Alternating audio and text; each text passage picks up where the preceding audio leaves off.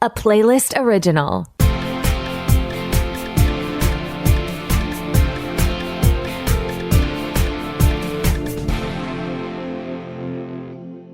Welcome to the Pilot Podcast, where we review the pilot episodes of TV shows to answer your question, should I watch this? My name is BJ. And my name is Mitu. And this week, we're watching Wizards Beyond Waverly Place on Disney+, Poppa's House on CBS, Where's Wanda on Apple TV+, and Before on Apple TV+. So stay tuned to the end to find out what BJ would call his radio show. Oh, that's a fun question. While I think about that, how about you give us a bit of nostalgia? You're talking about Wizards Beyond Waverly Place on Disney+, a spin-off and sequel to Wizards of Waverly Place. This show follows Justin, played by David Henry, who embraces mortality to live with his family. However, a new challenge arises when his sister Alex, played by Selena Gomez, introduces him to Billy, played by Janice Leon Brown, a wizard in training who needs Justin's mentorship. Ooh. So me too. Let's start off. What was your experience with Wizards of Waverly Place? I never watched it. I think I just missed the window of this making sense for me to watch. Actually, let me walk that back because there's no age limit on shows. I just think I felt at the time that I was a little too old for Wizards of Waverly Place. So I hadn't seen it, and I thought maybe nostalgia is what would make me want to come back to Wizards Beyond Waverly Place. But we'll get into this. I thought it was funny in its own right. I agree with that. I did see some episodes of it when it was airing. Didn't watch it regularly, but I do remember enough of the show to understand Justin and Alex's relationship and that they all were casting magic together in training as teenagers. And you pick that up in this first episode. It is a Disney show, so they're very good storytellers over there. I think they've got it figured out for the most part. And so you get the dynamic pretty quickly, even if you're not Wizards Hive, at least yet. And it's very funny. It's like cute, cheesy humor, but there were many moments where I also just genuinely laughed out loud. It was funny. It's got great humor. It fits that classic Disney Channel show model. Mm-hmm. And I think they really do know what they're doing to make an entertaining show for kids. But I'd also say this would be a good, entertaining show for families. Agreed. And the sons present an interesting dynamic where Justin's family doesn't know he's a wizard. Mm-hmm. And his sons might be a little bit familiar with the world of wizardry now. And so even though they're not talking about it, there's going to be an interesting dynamic where as Justin mentors Billy, more and more magic may creep its way into the home, no matter how badly Justin wants like a firewall between those two worlds. I think that'll be interesting to watch. For sure. And that's a big secret that they briefly addressed between Justin and Alex, where Justin hasn't told his wife that he was a wizard, that he taught at a wizard school. And I don't think they address whether or not his sons could be wizards. That's true. And we see that some wizard stuff is already happening around his family, whether they're aware of it or not, through some funky special effects. I say special effects loosely. They are effects. Yes. Thanks to our young wizard Billy, we do see a monster. We see sofas being lifted. We see people being frozen. And I would say we could reproduce these effects ourselves. Confidently, if you give me an hour with Canva, yes. But I also assumed that the more fun and cheesiness of the effects was one, to make sure nothing was scary, and then two, to keep in tone with the show, which was just light and funny. Oh, that makes so much sense that they don't want like the monster to be creepy. I was thinking some of it was like corny, but also to make it safe when they freeze people. They're not going to actually freeze a real person. Yeah. But it has so many benefits. Saves money, safer, not too scary. Why saves money the first thing you said? Well, how would you order those three things? I guess somewhat similarly. But the other thing I enjoyed about this show, again, is that it's enjoyable in its own right. It made me think of Raven's Home, where That's So Raven is absolutely a show I watched in my youth, and that nostalgia is what attracted me to Raven's Home. But if you were part of the That's So Raven hive, or if you were sitting down to just take in Raven as a character for the first time through Raven's Home, we would both be laughing. Like, it is just an enjoyable experience to watch because it's funny on its own.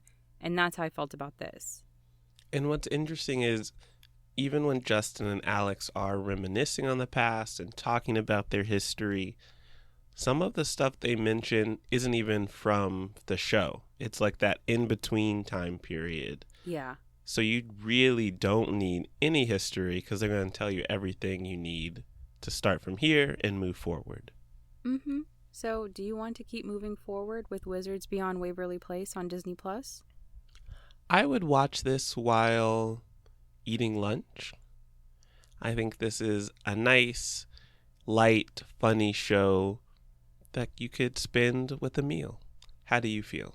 I completely agree because it's under 30 minutes, it's enjoyable, and truly, as an adult, I enjoyed the humor of it. So if you like a cheesier, cornier, funny, if you like Disney things, I think you'll enjoy this. I think if you're looking for like a dark comedy or something, obviously this is not for you. But if you like these bright shows, I think you'll enjoy this one. And then, as you said, BJ, this is definitely like for the family watch as well. Well, we do have something a little darker. Why don't you tell us about it? Well, Before on Apple TV Plus is about a recently widowed child psychologist named Eli, played by Billy Crystal, and he meets his next client who seems to be connected in some fashion to his own past. Creepy. Let's start there. We both thought this show was very creepy.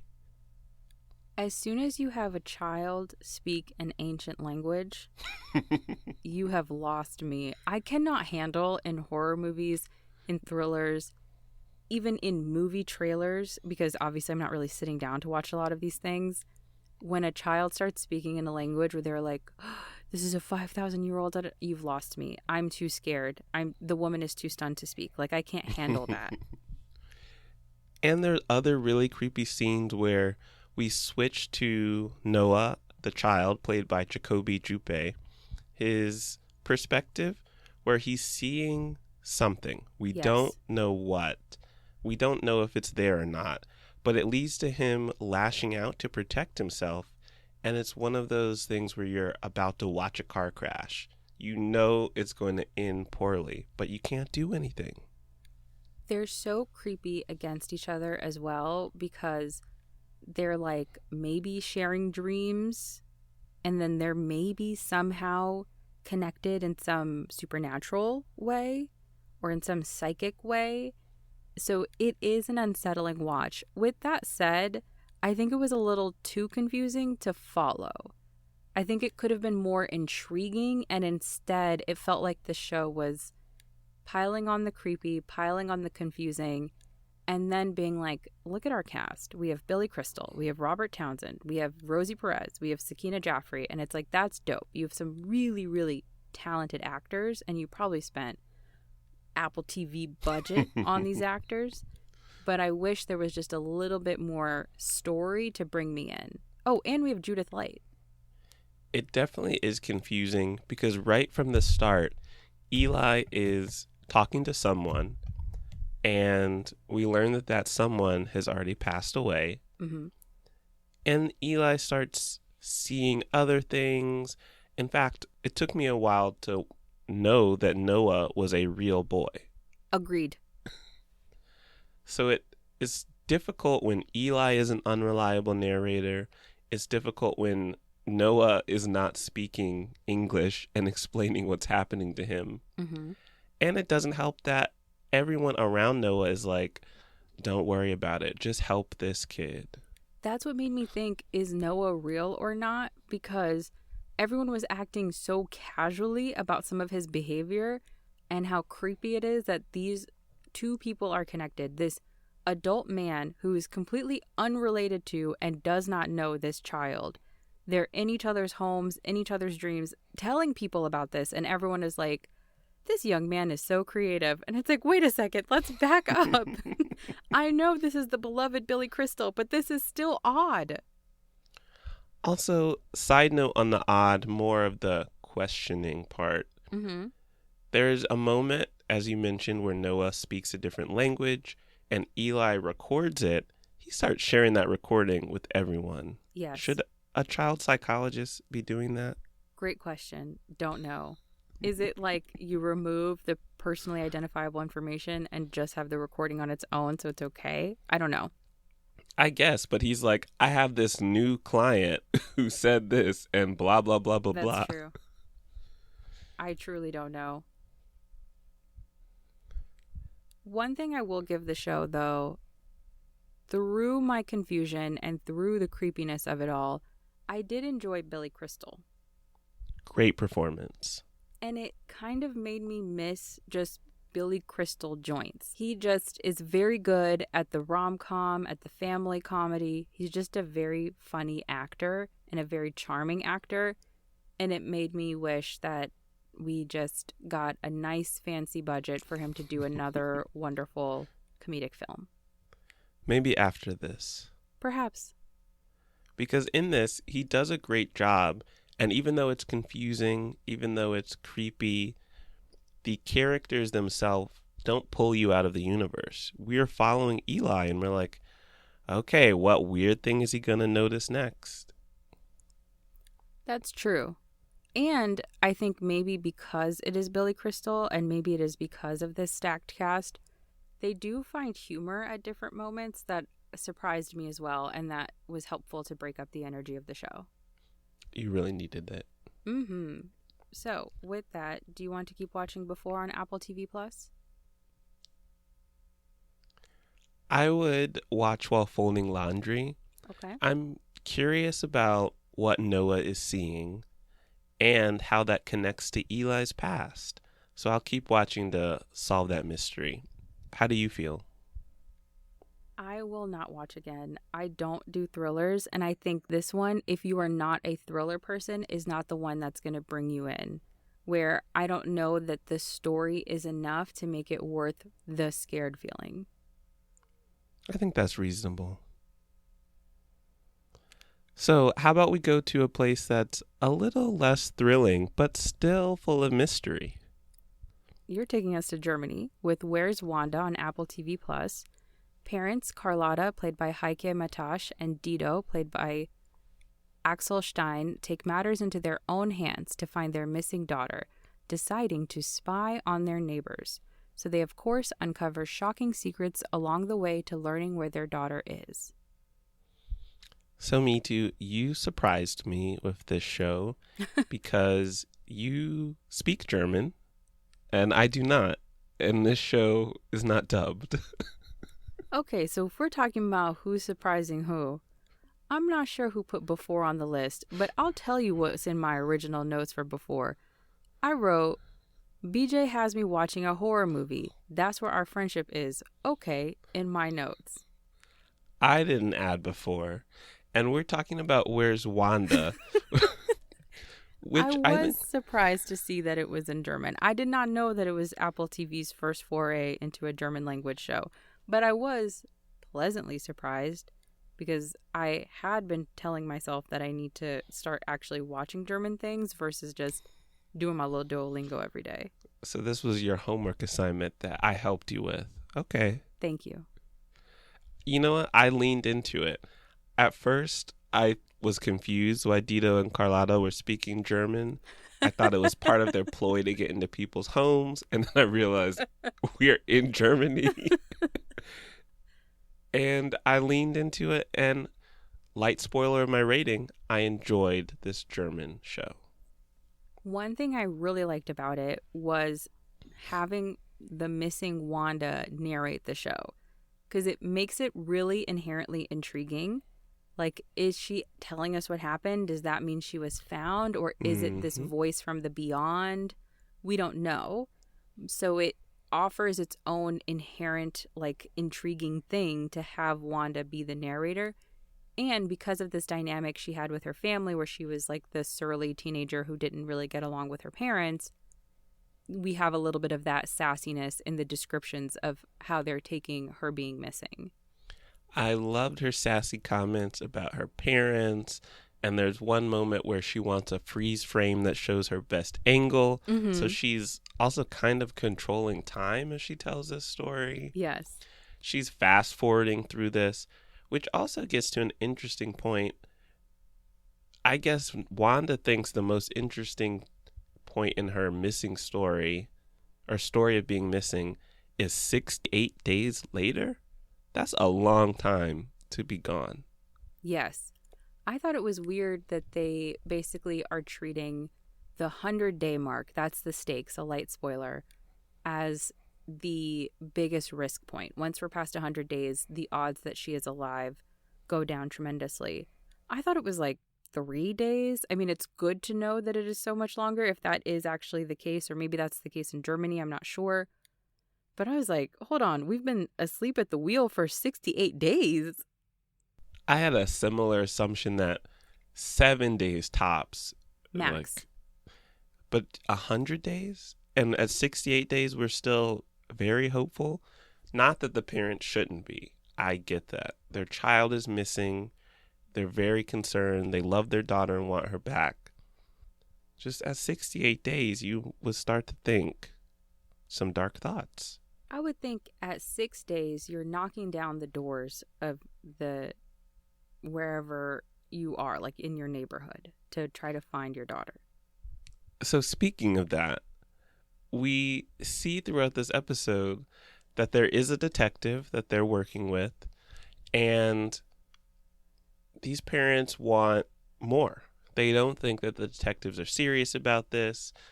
There doesn't seem to be a lot of concern because Wanda was 17 when she went missing, and so some people are saying she's basically an adult. She probably just ran away. She's just living a life without y'all. But these parents, they want to check every home. Literally, they discuss it. Yes. So I'm curious, can you relate? If you were a parent of a missing child, would you break down doors? As the mother of a very sweet, almost 4-year-old beagle, I would tear this city apart. God help the residents of Washington, D.C. if anything ever happened to my dog. And you don't even have to cut that out. I know you're being honest. And so I don't know why it sort of takes that long. Obviously, there are protocols. I'm sure they were told, like, you know, there's a search, and we see a little bit of that. We see them go on TV. Mm-hmm. We see them with this task force that had been dormant for a while until they did this show and a clue came in because of their appearance. So we see them go through some of the more traditional motions that we've seen in a lot of shows and things like this where a child or someone goes missing. I just, you know, for me, as the mother of a very sweet dog, I'm tearing this place up. So that when they got to that point where they were like, we're going to start, you know, installing cameras and things in our neighbors' homes and breaking into their basements, and to the point of the description of the show, uncovering some irrelevant secrets on the way to whatever the truth is, that I understood. Once we got to that part of the episode, I think that switch happens about halfway through. I was like, okay, now I'm understanding the things that these people are doing.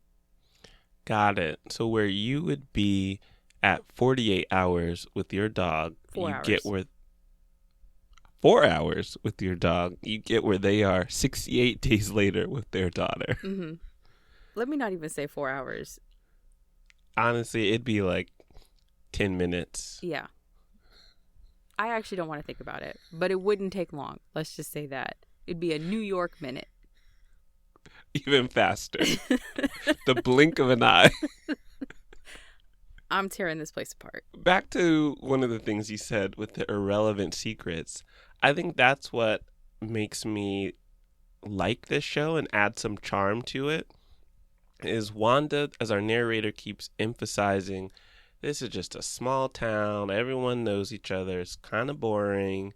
They got their soccer team. They got their own local folklore and legends.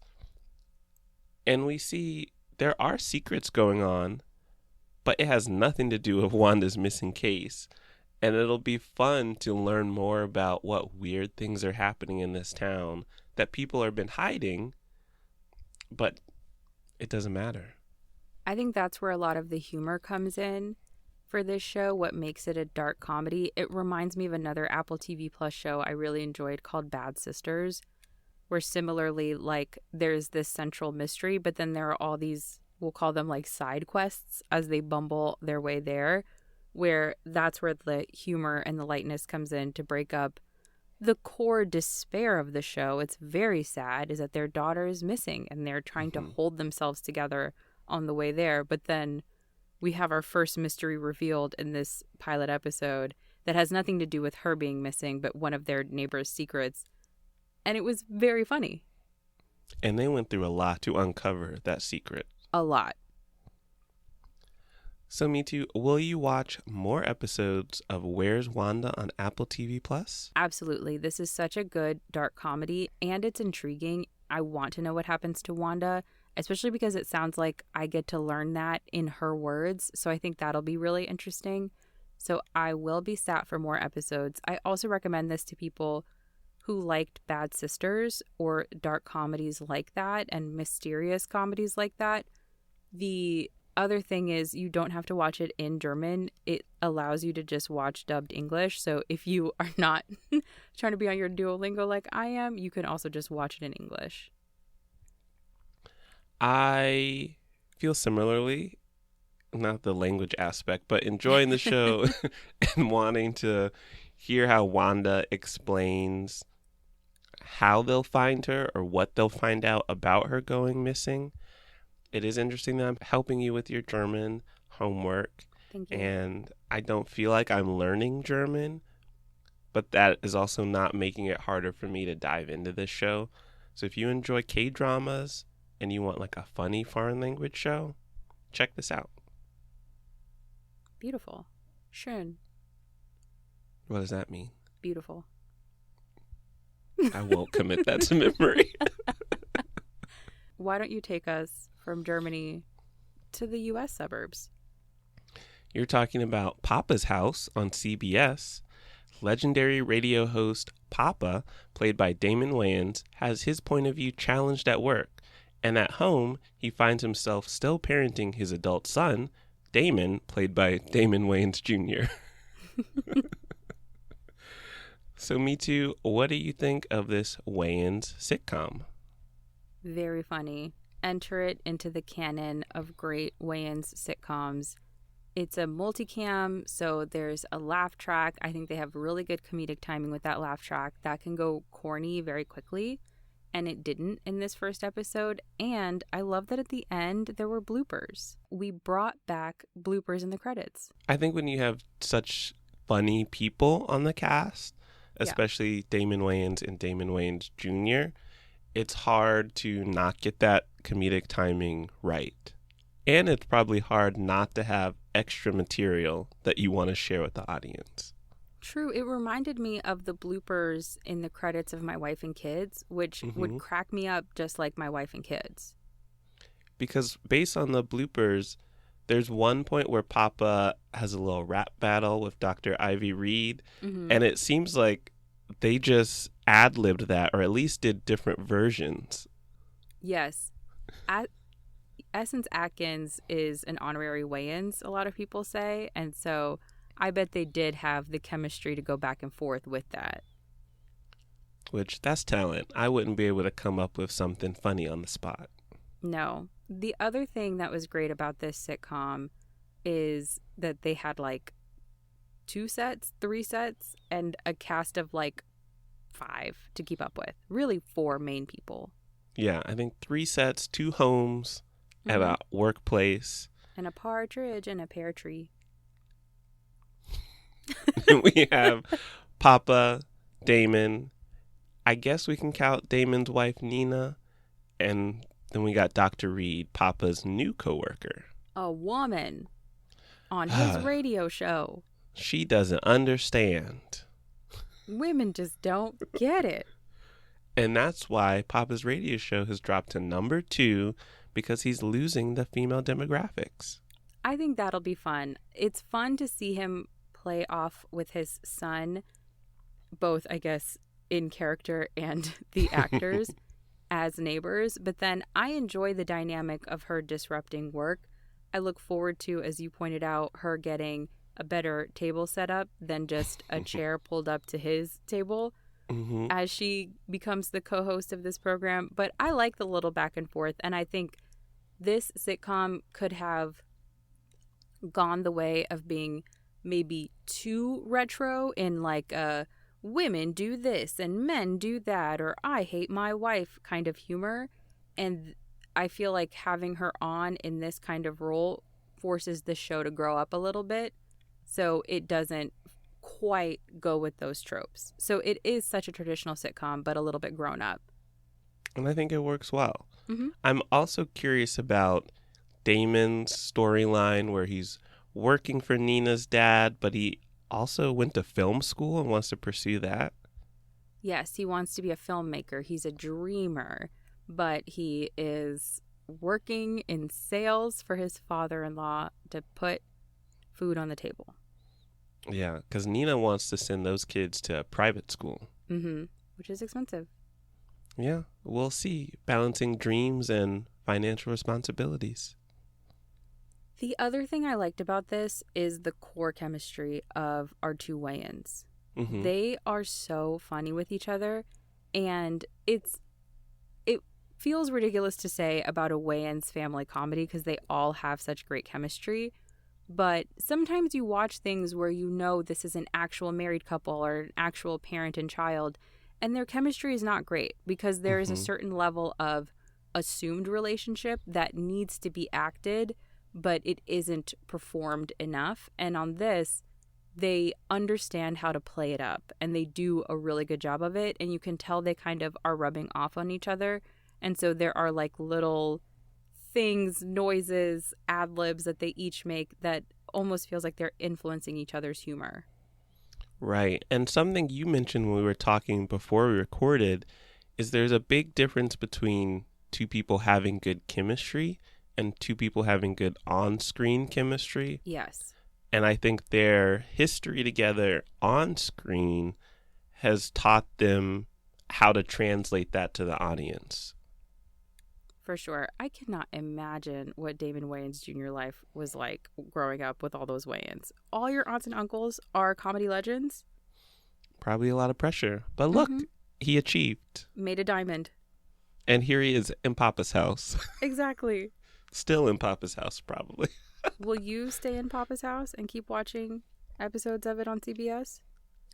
I would watch this again casually. All I guess I can say is it's funny. I agree. It's just a funny sitcom. If you're looking for a funny sitcom, I think you will enjoy this one. I will watch this again seriously.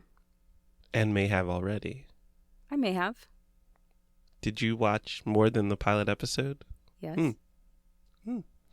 Interesting. Okay. This is the pilot podcast. I don't know when it became a crime for a woman to have a hobby. I like to laugh. And I was laughing with Poppa and them. My apologies. I didn't mean to attack you. Thank you. Danke. Anyway, what was your question? If you had a radio show, what would it be called? It would be called What Does Me Too Remember? I knew before you said anything that my name would be in it. Not your name, but that my name would be in it. It's my radio show and I can name it what I want. It would be us, and I would just ask you questions. Be like, do you remember this? Do you remember that? And then if you say no, I'll pull up like pictures or clips, audio clips to be like, well, it happened. So it would just be making fun of my not great short-term memory. No, it would be me helping you remember your life. Oh, okay. So this is like a helpful thing. Yeah, it's like heartwarming. We're going down memory lane together. Okay. Well, where can listeners find more episodes going down memory lane of the Pilot Podcast? All you have to do is go to thepilotpodcast.com, or you can follow us on all of your favorite podcast platforms. You can also follow us on social media at The Pilot Pod, and you can send thoughts, feelings, show recommendations, what your radio show would be called, to askthepilotpodcast@gmail.com. Thanks for listening. Bye.